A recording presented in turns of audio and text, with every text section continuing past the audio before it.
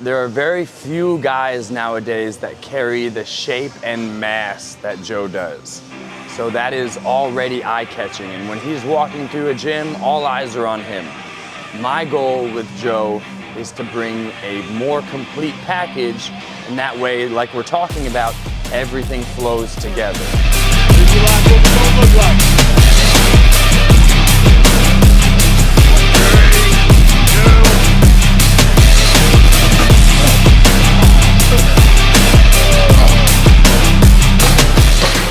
That was a heavy set. It'd be interesting. Goku versus Hulk would be interesting. Oh, yeah? It'd be quite a battle. Yeah.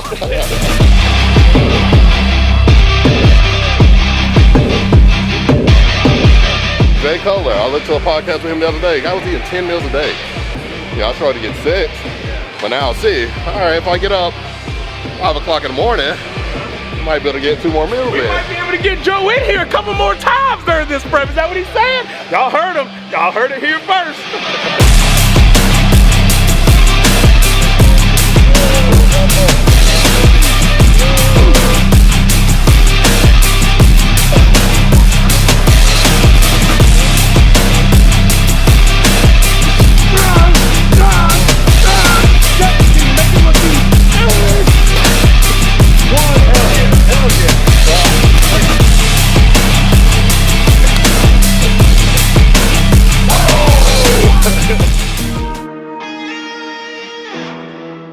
I feel it results in differences in being able to move in the first place.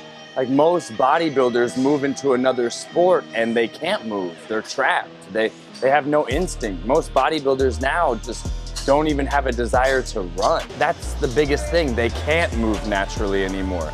It becomes overthought movement. Like you talk to a lot of functional doctors or just people who understand gait well, they always point to bodybuilders as having the most imbalanced, dysfunctional walking pattern. And it's really because of how we prioritize isolation and specific body parts over the functioning of the whole. So what I try to do is I try to prioritize the functioning of the whole. And that's not to say that anyone's doing anything wrong. I feel like everyone is at a certain part of their life that certain styles of movement are correct for them, but it's not that's it. It's not they're done. It's that skill should always be evolving. I don't feel anything is wrong, and I'm not saying this is bad and this is good. I'm saying your attention level can expand. The deal of this sport is attraction, and when you are a bunch of pieces, you don't have the same attraction as one unit.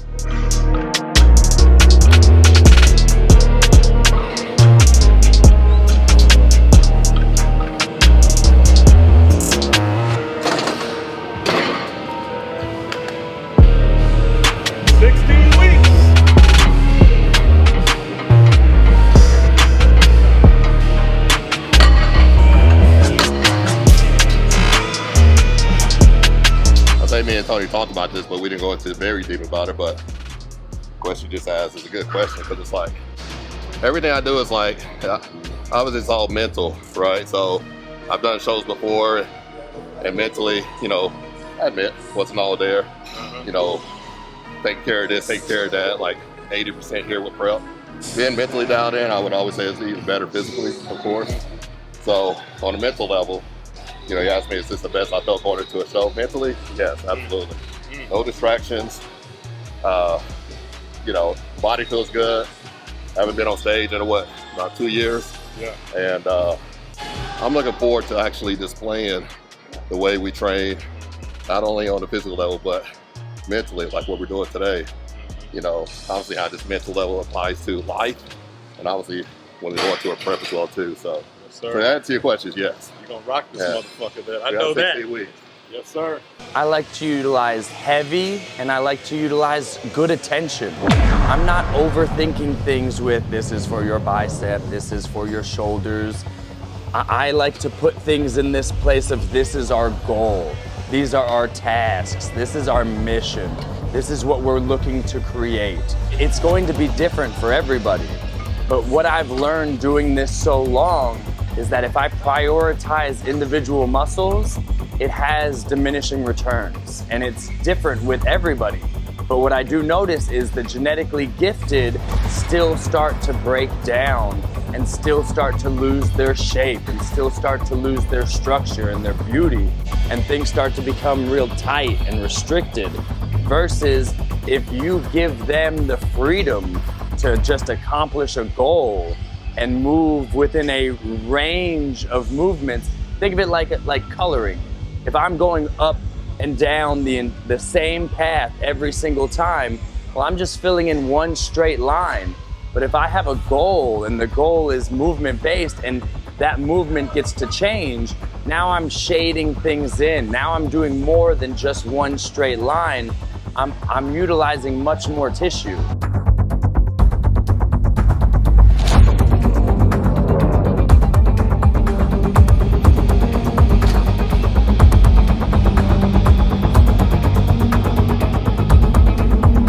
And the much bigger thing is I'm keeping a core alive. Most people nowadays, their cores are not what they used to be. Like, that's why we're pulling so many vacuums, because the cores are so diminished that they look big and blocky. Instead of back in the day when someone, like this guy right there. Yeah, Mackey. He has a nice, beautiful core, and he's not having to sit here and squeeze his core. He's able to just go places and do things, and that core is moving with him.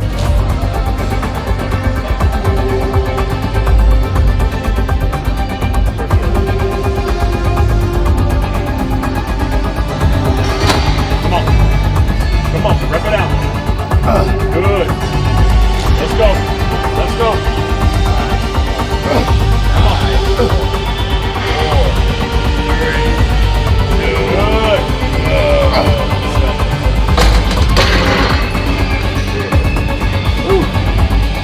That was a heavy set. My second heavy leg day this week too, so.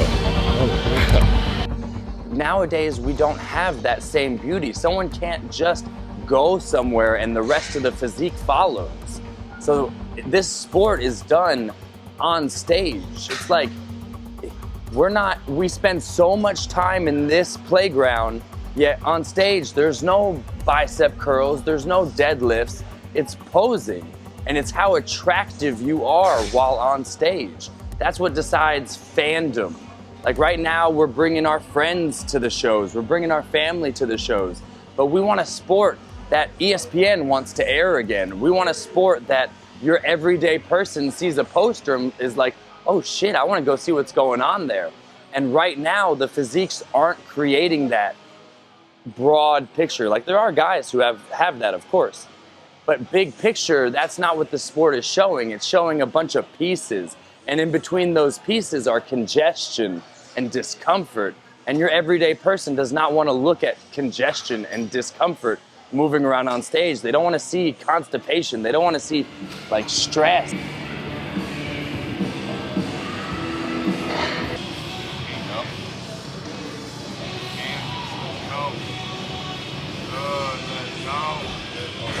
I was just talking to Ray about that, and yeah, we're definitely going to get it in. Me and Tony, for sure, all of us together on some mornings. Some mornings. Some mornings. Yeah. Keyword, some mornings. But I like it. I mean, it's just like anything else. Like, you just got to turn your mind on mentally. You get out the bed and you're like, oh shit. Like, then you're defeated. But you get out the bed and you're just like, all right, fuck, let's go. And just like anything else. So I like it. It's good. Oh.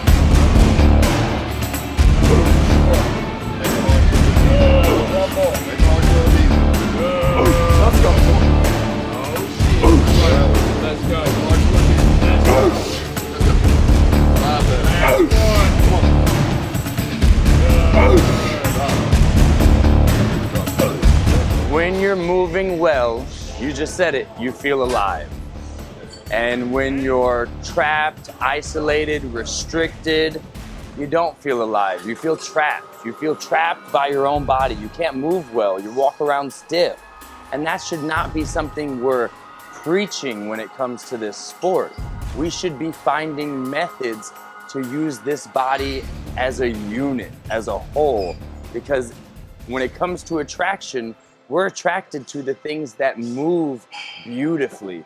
We're not attracted to the things that move compartmentalized, stiff, and uncomfortably. And right now, when we're viewing this sport as a whole, we're not seeing a lot of beautiful movement, and that has an impact on fans and the fans that we're gonna take in beyond our family and friends.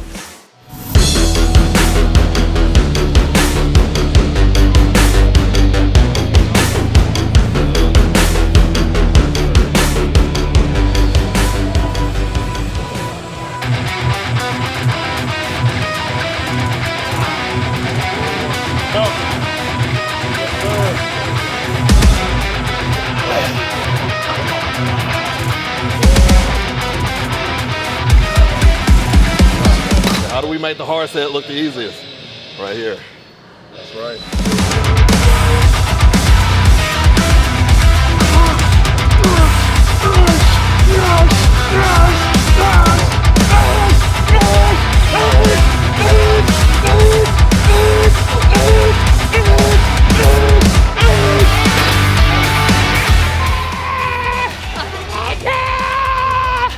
I mean, fuck.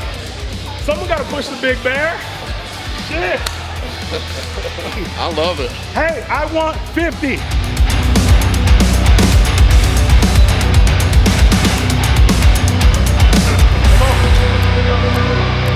They ain't gonna give it to you.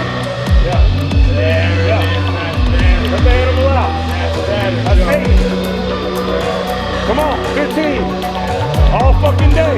Yo. It's halfway. It's halfway. That's right, that's 30. 20 more. 19, 18, 17. Make it look easy. 15, 14, 13. Come on.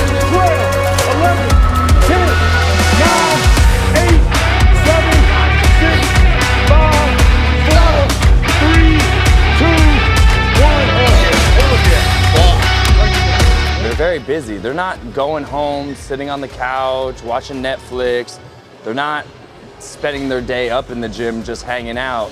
Like when they come here, they gotta get in and out because they have work to do. They have businesses to run. They have employees to handle. They have a life that's much bigger than bodybuilding when it comes to their realm. But at the same time, they both have this gut instinct that they are not done. And they have a lot more to show. Like they have a lot more to offer this sport.